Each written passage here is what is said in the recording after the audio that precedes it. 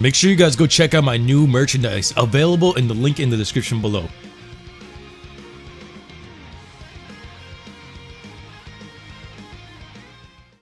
What's going on, guys? Super Saiyan Paul here, back at it again. Last time we got the seed that will turn Samos sagely, and we just got a trip down memory lane from Dead Town. So we got a huge revelation one time about this being the old school Jak and Daxter world.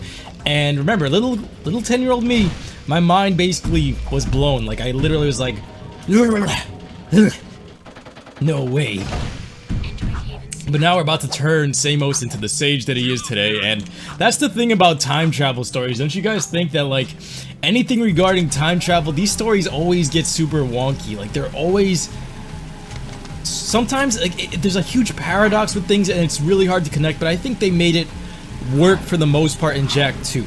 In Jak III, that's where things got super confusing, because I think with the whole correlation between Jak and Mar and trying to bridge things together with him creating the city and all those lures, it's weird, because you want to know how this dude did all this stuff and made it connect. Right here we saw a lot of the things connect though, with Samos and him becoming a sage and Jak going into the past. All those things kind of fit almost perfectly. It's just, and the devastation of the world before that. It's just the whole Mar thing in Jak 3, that's where everything just got thrown out of proportion for me. And like, time travel stories, very hard to do.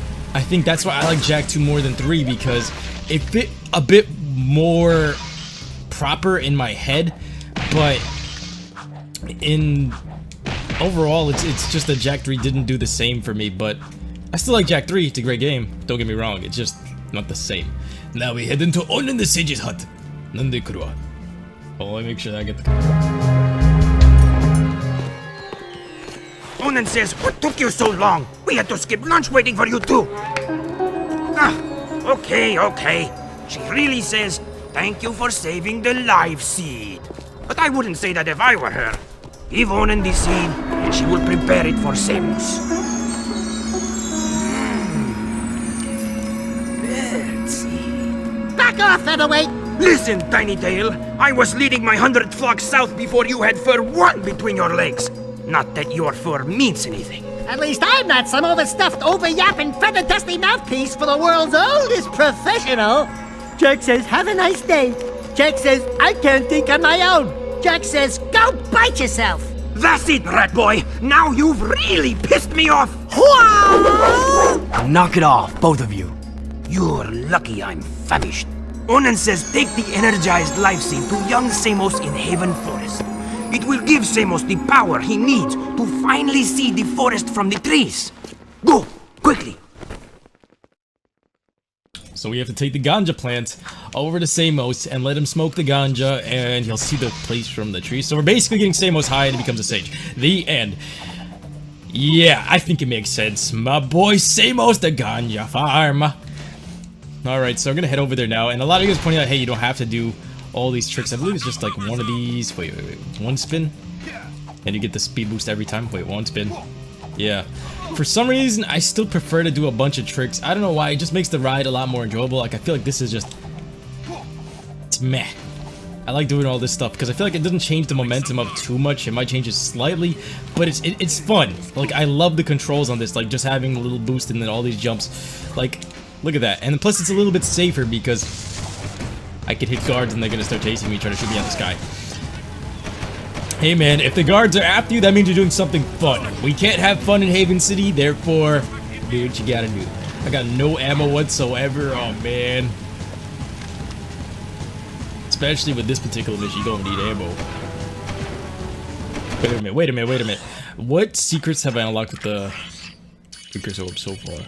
We got the Vulcan Fairy course, Peacemaker gun course. Damn, if I actually did Torn's missions or the underground missions, I would have actually had way more Precursor Orbs. I wonder at what point in the game was the earliest you could actually unlock a limited ammo and stuff like that. That would be really interesting to know. Always gotta do that to the jump, even if it means hitting yourself. Gotta do it. Stop on your left foot, don't forget it. Yeah, young moolah. Okay. Now we're gonna head up here. Back to the mountain. And in the mountain pass, Mulan is taking on the Huns in the other area. Alright, let's get our ammo. Not even that much. When I was a kid, everything felt so much more different. I don't know if it's because I played this game so many times, but like, there's just this mystical feeling about playing a game for the first time that you'll never get ever again. Sometimes the second time you get the same feeling, or at least a different type that's in the same level. After a while, it's not there, but you can still feel it in the back of your head. It's weird, okay? Leave it alone. Don't judge me. But now we are in the forest, and now we have to get Seamos to siege. Hi, man. Yeah, man. So we had to head over here. We have to deliver the kush to the master. Grandmaster Seamos. So this is how Seamos got the green eco powers, or the sagely powers. How did we get the other sages? Like, how did they come across? One became Kaioken, one became Super Saiyan, the other one became like a lightning bolted... I don't know, he got struck by lightning. It don't make much sense. Hey, I wonder if we know how to find Seamos. Like, I don't know if we're gonna be able to locate him. Look at this guy.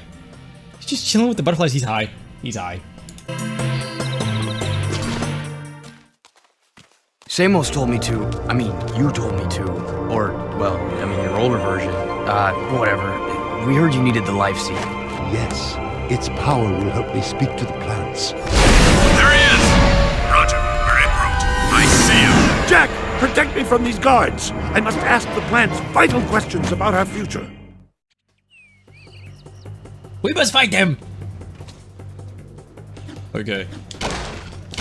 Let's just try to make sure Seamos doesn't get shot. I'm gonna wait for them to get super close. I want to see this, but look at him. Oh, he's grabbing with his feet. Taking heavy fire. I could just use the blaster. I'm gonna try to make this a little bit more difficult for myself for some reason. I want the thrill of using anything except for the blaster. Here we get some Vulcan ammo. Let's just try to pick this up. Oh no!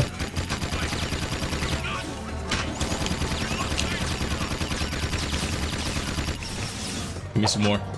Trying to avoid using the blaster because it's so overpowered. We know that from every other game. Uh-oh. Get away from him! He's taking shots off, man. The killing is high. Let the man see the plates from the trees. He's getting his visions. My boy doing shrooms. Hey, I ain't gonna judge him because he's Seamos taking care of me. This guy just based off the shadows. Look at that. He just flopped on top of this guy.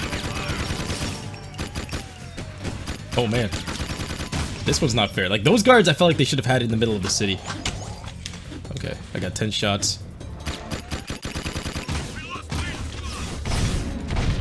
Bunch of Vulcan ones. Push back. Oh no. Okay. Just a mini challenge here.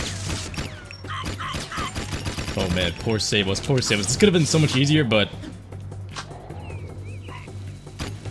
I'd rather do it like this.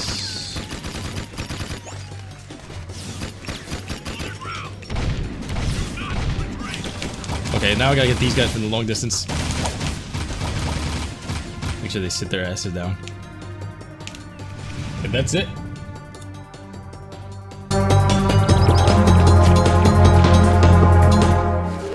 Life seed gave me a terrible vision. The Baron is planning to destroy the Precursor Stone. He aims to crack it open somehow. If he does this, the energy released will be beyond comprehension. It will destroy the world and more, ending all life. The plants are crying out for protection. You must stop the Baron, Jak. Stop him, however you can. I must stop the Baron. While Seamos is getting high, oh my god, he's just like, oh, he's on some shit, and I'm gonna get away from him because I ain't really trying to mess with Seamos. I think younger Seamos is pretty chill, and I think in this game, Seamos actually became a lot more humble and quieter, if I was to say anything. I mean, he's still a little grumpy, but compared to the way he was in the first game, after that, I feel like he gained a newfound respect for Jak, and a bit for Daxter, and I like the character growth and development. He seemed more like a wiser old man rather than grumpy old man in this game. And that I appreciated. Like, I like the fact that he changed. Kira turned into a bitch. Like, she's hoeing around in the future here, fucking around with the Crimson Guard leader. Errol, I can never forgive that. And I want to slap the shit out of her with my Dark Jak powers, but that's aside the fact. keeps comparing me to her. I mean him. That's why Tess is bae. And that's why Ashlyn gets the dick, not her. Stupid Kira. How you gonna turn your back on Jak like that? After everything I did? This... I absolutely love this. Like, they left this intentionally. Even this warp thing takes us down here. Just the view of the palace and the city. It's a lot to take in. Like, imagine playing this game for the first... I'm trying to put myself back in my kid shoes, like... Coming back here into this world and seeing how big civilization became. Because the first game was just small villages. And now we got a full-blown city. It's a lot to take in. No, it's Burner guy. Now we have to rescue the Ginyu Force. I just dropped them on top of the Crimson Guard. They're probably gonna kill that guy, so let me dip up out of here. Got 200 shots of blaster ammo, so that's gonna help me out a lot. Peacemaker ammo, we have to go pretty cheap with that because we don't have any. See, if they wanted to remake this game and add some RPG elements, make us buy ammo, add a currency system, make us buy armor. Stuff like that, you know? I mean, Jak III had armor. It would work almost the same.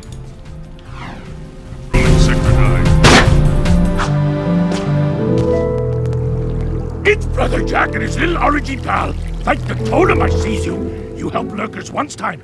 You help us twos? Look, Brooder, we've got our own problems to deal with right now. But you know big to do ruckus you cause it big? I know all caves like Back of Claw. And Mars Tomb, nowhere there. Now metalheads find hidden lurker village in caves. They bite and hurt village real bad. And me lurker brothers trapped like animals. Hello, they are animals. We're no longer evil lurking bad to bones, orangey boy. We good now. Metalheads are bad. They is enemies. Yeah, I guess we're all in the same boat now.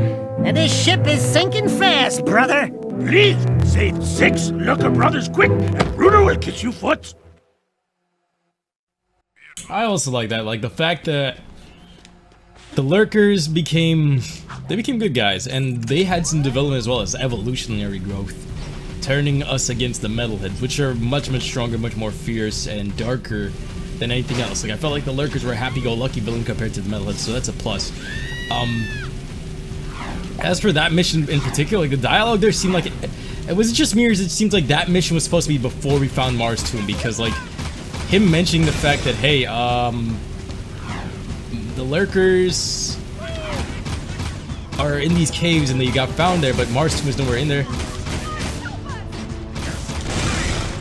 Okay, I'm gonna drop these guys out, and then let me get this last one back here. Wait, let me see. On the map. Good thing I gotta use the map. Yeah, I always felt like that one was kind of random. Alright, so we knocked out these two. There's 2 more over there. Alright, let me deliver these guys and then go to the next set. This is the thing. I always just like to hit the vehicles before they separate themselves because it doesn't make a lot of sense for them to do this. I don't know why they take them all off the radar. They simplify this mission quite a bit. So yeah, this guy got dropped off right here. I wish I had my goatee. Remember, if you guys haven't watched the previous episodes, I thought the secret that you unlock first was our yak cow that we could ride. The goatee. Young me without any facial hair. Prepubescent me thought a goatee meant we get a yak cow, a goat, to ride around the place, you know? I mean, we got jetboard and shit, but I want a goat. Ralph Boy Jak. Weird, I don't know what's wrong with me. I wanted light Jak, I wanted a goat. That's the 2 things I wanted in this game. And technically, I got them in Jak 3 because the flut type of mechanics on the lemurs? No, the leapers, whatever. Sorry, my dog is running outside my door, and if this guy falls in the water, I think he dies. Don't die. Yeah, like, the mechanics moved over to those things as well as light Jak, so I was like, shit, things that I wished for actually came true with Jak 3, and I didn't even know that was going to be coming out, and that's what I liked about Jak 3, like, the things that I wanted came into fruition. It's just that things that I didn't like about it was the ending, and I felt like they took away from Dark Jak. Like, Dark Jak and Jak 2, I don't think anything surpasses it in any of the other games. Like, giant Dark Jak, why wasn't that in Jak 3? Was it that it was just that broken? Get on this.